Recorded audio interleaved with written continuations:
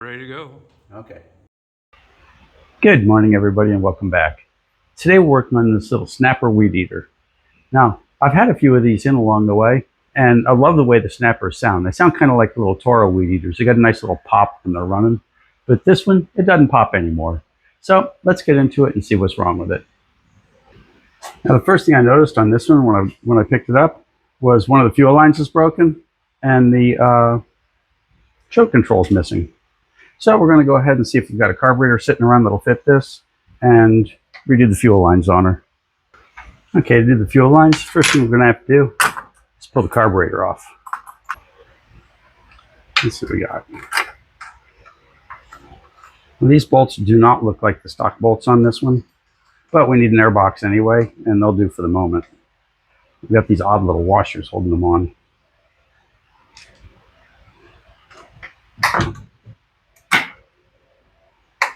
When one sits around like this and the fuel gets old, the fuel itself will wreck the carburetor. It's ethanol fuel. When it sits for a long time, it turns into something that's not quite gas. If you use it all the time and keep it fresh, that's okay.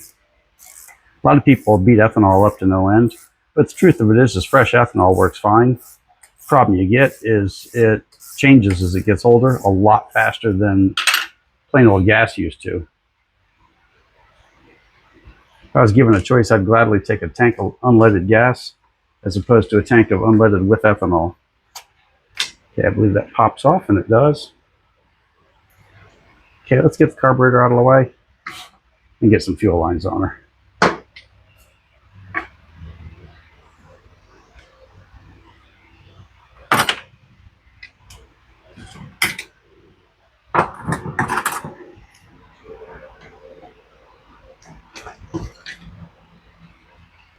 Oh, odd air cleaner, or odd fuel filter, rather.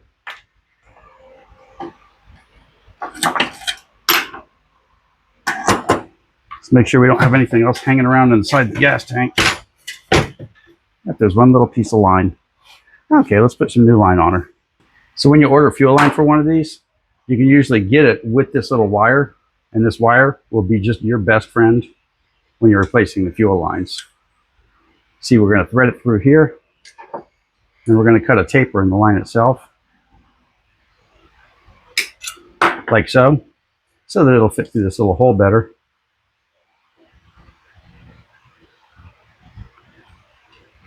You can watch 1,000 videos on how to replace fuel lines on weed eaters and whatnot, and none of them will be this easy.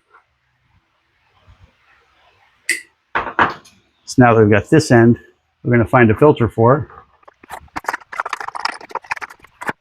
And there we go, we got a fuel filter. You want to make sure it fits nice and snug because you don't want it to fall off. I see a lot of these where the fuel filter is just simply falling off in the tank. And it's a good filter, and you just hook it back on, and she's off and running again. We'll place it where we want it.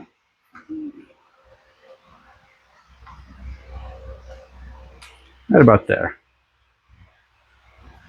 Cut a little extra. As we said before, you can cut some off, but you can't cut some on. So don't accidentally leave yourself short. We've all been guilty of that at one point or another, though.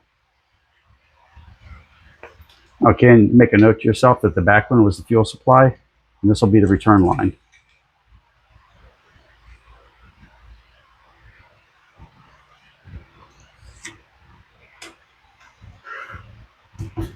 There we go.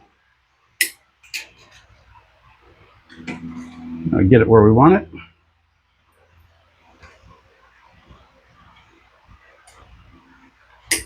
Notice I left just a little bit extra inside the tank on this one, and the reason I did that is that way if the fuel goes off to one side or off to the other, I can afford to pull a little bit back up and cut it, like so.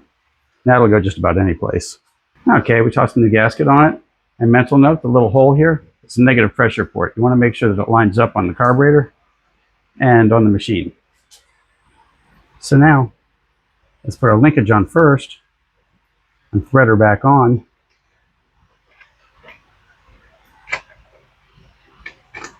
And we're doing this before the gas line because the gas line will restrict where you're going. The fuel line. So the back one is the incoming fuel. Let's plug her in. Okay. Big fingers, little spaces. So let's grab a tool. Get you rehooked. Putting the fuel line on first. Doesn't really matter what order you put them on. Whatever works for you. Looks good, looks good.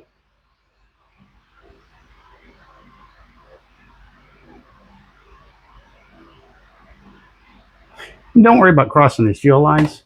When you prime it, you should get gas flowing from the side that's got the filter to the side that does not have the filter. If it doesn't do that, then you've got them backwards. Just take them off and plug them back in the right way. People consider mistakes just the end of the world on these things. Little mistakes like this, you just fix it and keep rolling.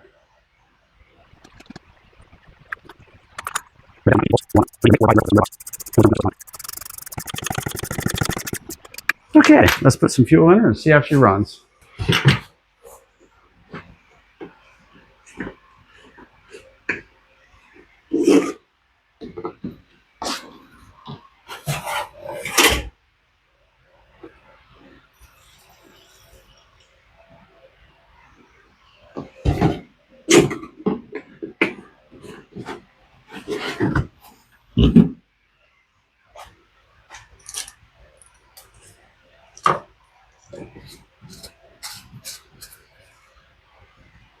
So the first thing we're going to do now that we've got the fuel in it, is we're going to set her normal and pump it to make sure the fuel's going the correct direction.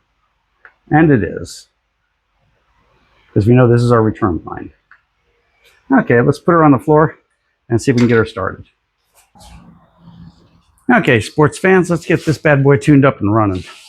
So I've got a Phillips for the idle, and in this case, a Pac-Man, because that's what this one calls for. So we'll turn the idle up just a touch. Give her a pull. Ah, okay, so she does start. Doesn't sound very good, but she started.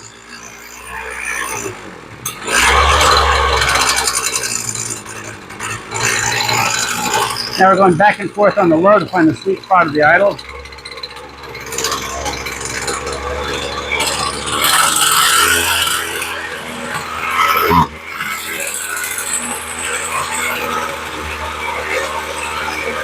Now we'll turn the idle down until she sounds right. That'll do, and we heard that we're not getting enough gas on the high side, I don't think. So now to get the rev up going.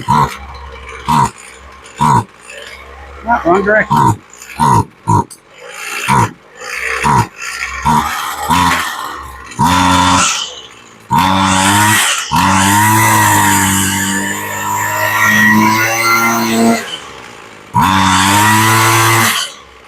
There you go, she sounds pretty good.